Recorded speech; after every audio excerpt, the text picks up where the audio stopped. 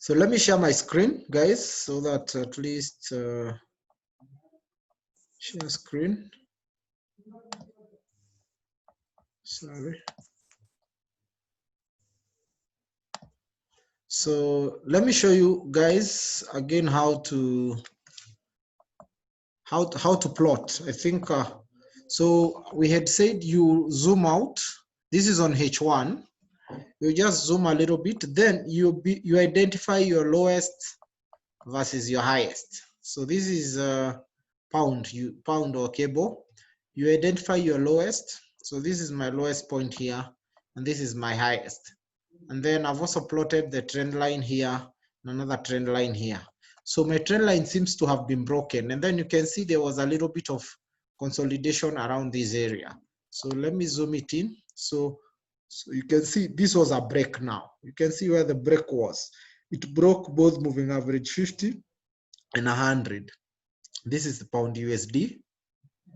So this was the breakout. So the break I was telling you. So for the bounce is like this one. You can see trend goes up, comes back. This is a bounce.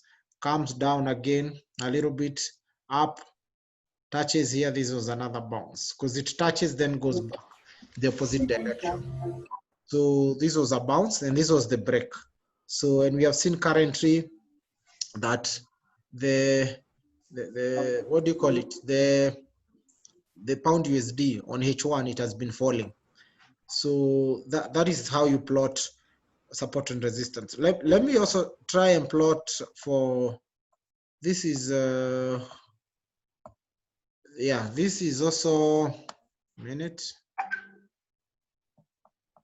So this is USD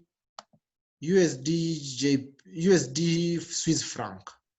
Let me use a longer time frame so that I can be able to see. So you can see the zone down here that I've plotted, the two lines here. This ones will act as my, this will act as my support. Let me draw my resistance. So my resistance on H4, you can see where there is so much around this area there. So this becomes one of my main resistance up there. And also there's another one here around there. So this zone, the zone that you see up here, this becomes my main resistance zone. Then you can also go further and see there is also minor, this is a minor, yeah, around there. Because you can see most of these trades were leaving this line. So around this area, 0.96 is where the minor support is, so around that area. So you have to zoom out, or basically zoom out the trade to be able to see. And so this is USD chef. Let's see where it's been going. So you see it's been on a downtrend. If I was to add the moving average, let me just add the moving average, just the 200 alone, to be able to see where it's going. So let me just add 200, probably blue color. So you can see that is on H4. It's been on a downtrend. So you can see, so right now, USD chef, it's on the supply or the support zone. So it has to either bounce up or break this. So I'm using MACD here. So MACD is also a very good oscillator, because MACD uses the zero mark. So when the candles, I mean, when the bars, this kind of bars start forming up here, it's when I know the bounce is about to happen, or the uptrend. But if they start forming this kind of scenario, you can see this, they look like a mountain. You can see the way they are coming, these ones, they look like a mountain. So if it starts forming other candles going down, then I'll be sure that my trend will keep going down. So basically this is support and resistance. So this I've plotted support and resistance for USD chef. Let me also get another pair, minute. Let's also check USD JPY. I'll zoom it out again. I've already drawn them, you can see. So this is my support zone, and then this is my, let me add another one here so that this becomes my demand zone. 28 minutes, 28. So let me plot a small one, just around, yes, there. So now, so that this area now up here, now that becomes my major resistance. Then my major support will be, of course, down here, because this is where I think the main crash happened, around there. Yes. So now this zone down here, this one now will act as my main, the zone down here is also the main support zone. So demand and supply. And I've also added CCI 14. So that is USD JPY and USD yen. Euro USD, I've also plotted them. You can see them. So I'm using H4 because I'm able to see clearing. So with a bigger time frame, you can be able to see, or you can be able to see better. Like you can be able to zoom it out and be able to have a we call it the bird's eye view, whereby you can be able to clearly see, because using a smaller time frame, you cannot be able to see where what the price is doing. So that is Euro USD, USDN. I'm just checking the majors. Pound USD, I've also checked on it. USDN also. So maybe I can add, which one have I not checked? I can add Audi USD. No, let me also check gold. Gold I've also plotted, but gold basically looks like that. If I was to plot, my resistance is around, my support is around here. The zone, remember I'm looking at them as zones. So now for gold, down here becomes my main. You can see around 1721, 1712. Now this becomes my main support zone. Then my main resistance zone, of course, comes around that area, 1812, 1816. So that is for gold. Let me also add another pair, because at least I wanted you to have a rough idea. Let me add Audi USD. So this is Audi USD. Let's draw Audi USD on H4. So on H4, drawing support and resistance, you can see again, this is the area, this is the zone around that area, because you can see that's where the main support is happening. And of course, I mean, the main resistance, the main support is down here, around there where there was a spike. Then in the middle, you will be able to see there is also there. This is also another point whereby I am seeing another strong support. And then I think there is also another one around here. Yes, there. So this is another one. Let me add also another one here. So basically this is Audi USD. So you can see down here and down here, this now acts as our zone down here. And then up here acts as our resistance. Then the moving average, of course, acts as our main support going up. So if the candles try and break the 200 moving average, then we know the trend changes. But if they keep bouncing, hitting and bouncing, or the further away the candles are further away from the moving average, then we know the trend keeps going up, or the trend is on an uptrend. So let me also add one more. I wanted to check all the majors. Let me also add New Zealand USD. And then at least you can ask question as we continue. So I'm using H4 because the idea of using H4 is being able to see the market more clearly. You can see the moment I zoom out, I can be able to see the market since at least 2019. So let me also draw the support for this one. You can see there's one here. There is also another one around there.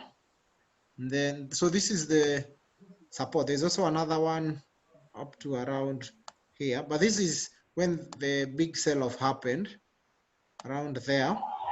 And then there's also another one up here. So now let me draw the resistance. The resistance, I'm seeing one here, and I'm also seeing another one around there. Then I'm also seeing one more around there. Okay, I'm saying like we have a question. Just a minute, let me finish. So then I'm also seeing which one else. Yeah, there's also there. So you can see this is the main, this on New Zealand USD, this is the main support down here, and then this becomes the main resistance up here. Let me show you this one. I'm just going to draw one line around there. So 0. Just a minute, 607. 1 minute, 261, 261. So 1 minute, let me plot the main, yeah, around there. So that now becomes my main resistance. So then I zoom back in. Let me use the candles. So you can see, then let me add the moving average 200 again, so that at least I have a rough idea. Are we bearish or are we bullish? And I'm also using simple, as you can see.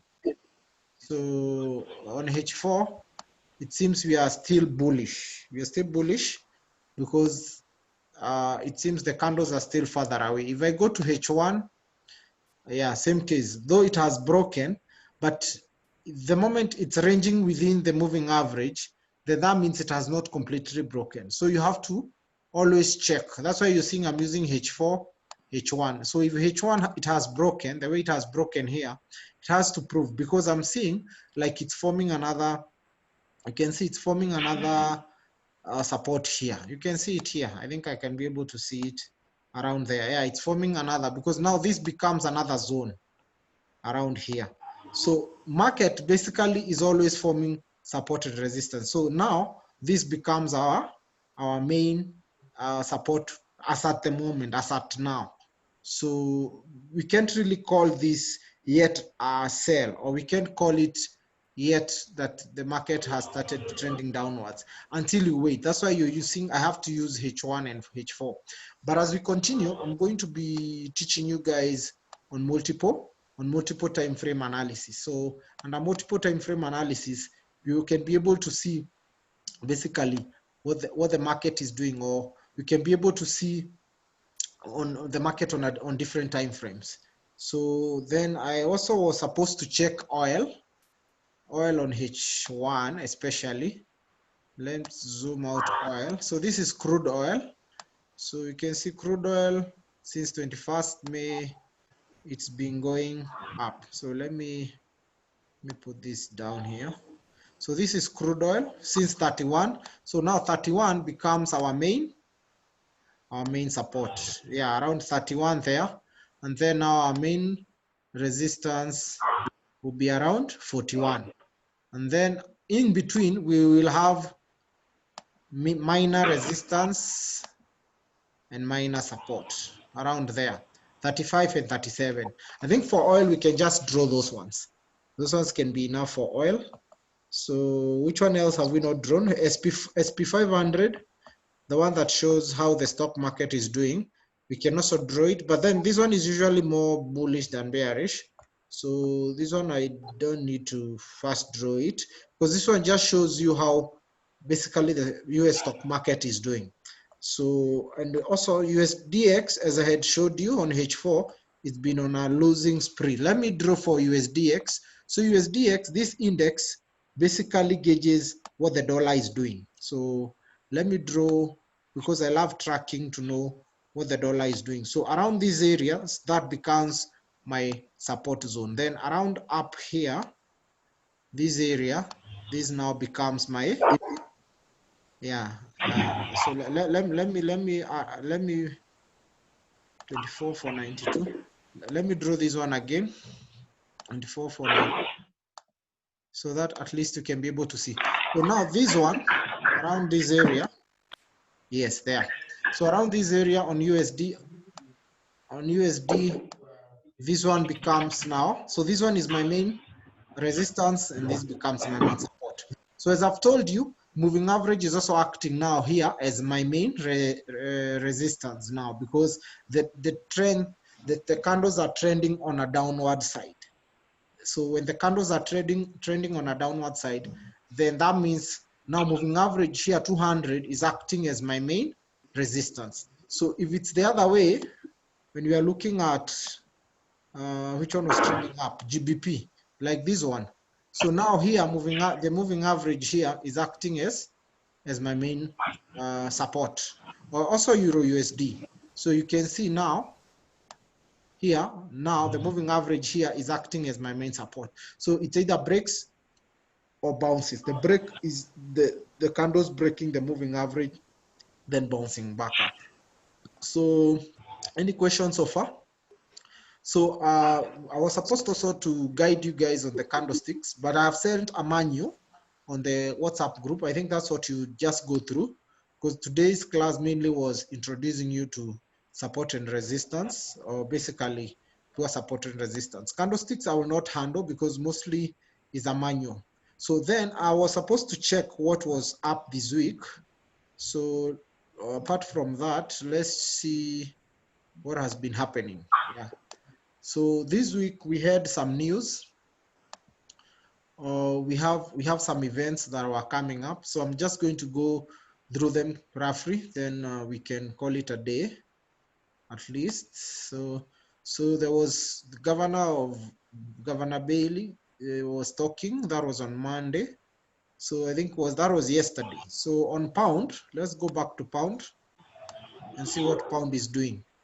So let me remove these moving averages so that we are left with 200. It's easier, yeah, it's more clearer that way. So this is pound. Yesterday there was a big sell. I think it amounted to, so from here to around here, it was around 100, almost 100 pips, 107. So that was yesterday. So this is, I'm just going to check pound USD. So that was yesterday, Governor Bailey was speaking. Then on Tuesday, now that is today. Today there isn't much, but we have GDP. We have on pound, we have on pound, I'm saying we have GDP, but it's not a high impact news.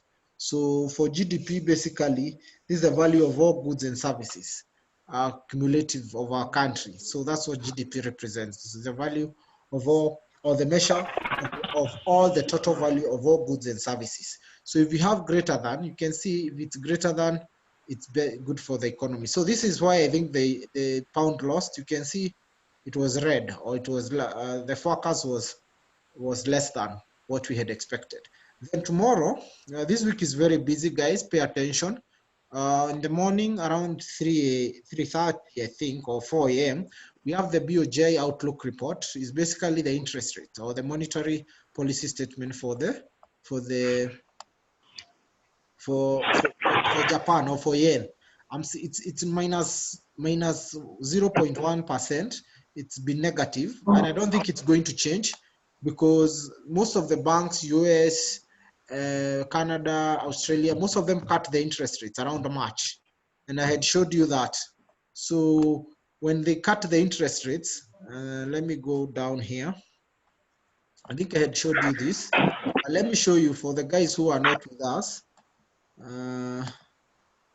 Let's go down here. Yeah, here you can see the interest rates.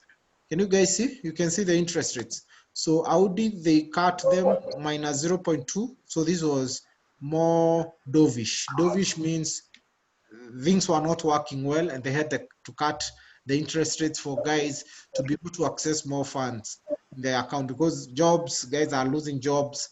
COVID happened, lockdown. Basically, guys need money at least to continue with their businesses. Card also, they cut them. You can see minus 0.5. You can see in New Zealand, they also cut minus 0.7. Then USD, they cut up to 0. I think right now is at around 0. So when you borrow a loan in the US, you don't pay any interest rate. Pound, they also cut, I think minus 0.15.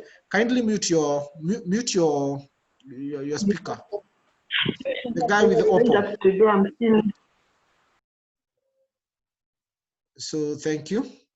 So as I was saying, pound, they also they also cut. Then euro, I think, remained unchanged on June 4th. And then this, so on Wednesday, now that's tomorrow morning, we are looking on JPY, or the yen, the Bank of Japan, what they'll be doing. Then also the Swiss franc has remained negative. So for this week, I think that is Tuesday, this is Wednesday. Then we also have the CAD, the BOK, the Bank of Canada rate statement, or the monetary policy report, overnight. So there's also the interest rates for the CAD. So CAD might be moving big time tomorrow, but I also don't think they'll change much. Then on Thursday, we have the CPI, or the Consumer Price Index. So Consumer Price Index, basically, this is the value, or basically, of all consumables, everything that you consume, except, of course, automobiles. The exchange, basically, Consumer Price Index is a measure of all goods and services that consumers consume and are able to consume. This is CPI for New Zealand. Employment change, of course, and unemployment rate is basically to know how many jobs have been created and how many jobs have we lost. That is on Audi, that's on Thursday. And then on same Thursday, we have euro main refinancing, the same interest rates on euro now. And then USD, we have core retail sales. This is the total amount of all retail sales. That excludes, of course, automobiles, or the manufacturing. Automobiles fall under manufacturing industry. So retail sales are also important. So when I'm seeing the figures here, from 12.4% to 5.0, so that might be a decrease or an increase. If it comes out lesser than, of course, the dollar will lose. If it comes out greater than, then the dollar will gain. So that is on Thursday. I'm saying mostly this week is more on the interest rates, but I don't think they will change. Then on Friday, there isn't much. Yeah, so on Friday, there will be more of a quiet day because there isn't much news that will be moving the market. So any questions? So for this week, let's see if we have any questions.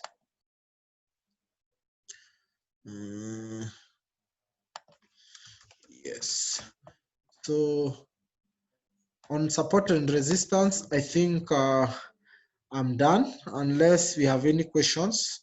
I've been able to analyze most of these charts, and then we are seeing pound has been losing, but we'll be able to track it for at least this week. Let's see H4. Yeah, so that's why you can see on H4 it's still on. It's on the moving average. So I'm still not certain yet that it's going to be a sell until, of course, the H4 decides to break. So it's exactly on the tip of the moving average. So for this one, we'll have to wait. So the idea with the markets, these trends take time. If you want to really be profitable in this market, these trends take time to move. And of course, they are moved by news, releases, or so many other factors that affect them, interest rates and the rest.